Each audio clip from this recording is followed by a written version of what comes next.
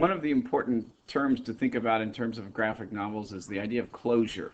Closure is the often unconscious process that a reader goes through of closing the gap between panels of a sequential art narrative.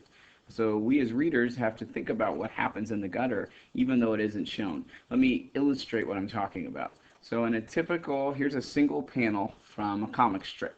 All right, so you look at what's going on, you can see this is the border around it, and it's a single contained image. So I look at the picture, again, connotation and denotation. So what do I literally see? The denotation is I see a bunny-looking thing with a dynamite strapped to its chest and a bus stop. Connotation is he kind of looks evil to me, right? The slants of his eyes, maybe the purpose.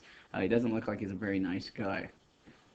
Now I have a second panel, and so this white space in between the two, the line between the two, is what's called the gutter. And so what I'm doing when I'm reading a graphic novel is I'm reading in the gutter, actually. If I look at just this second panel, again, what do I literally see now? Well, I see a bunny sitting in some sort of seat. There are other bunny-like things with it. But what happened from here to here? Well, the bunny got on the bus. That's the prediction I can make, right? I didn't see him get on the bus. That's what happened in the gutter, but I can infer it. And again, I can do that instantly. I don't have to really sit and think about it. It happens magically in reading the panels. Let's look at another one. So again, from here to here, I can infer that an old bunny also got on the bus and is looking for a seat, and it's drawn this bunny's attention.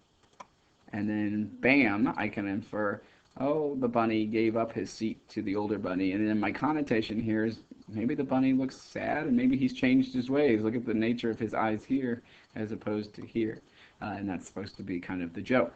Now, I did this story in 4 panels, but actually it was originally told in 6. And so you can see I cut out this panel and this panel earlier. You still got the same story, right? The bunny got on the bus, saw the old man, and gave him his seat. But it left some of those minor details to my imagination.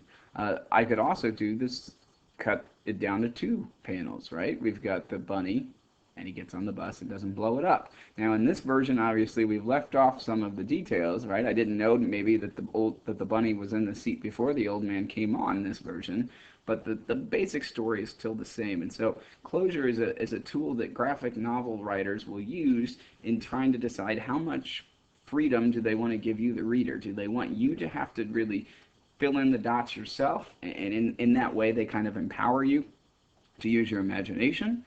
Or do they want to very much script, if we go back a slide, do they really want to script every single thing that's happening to control the way you react to the story?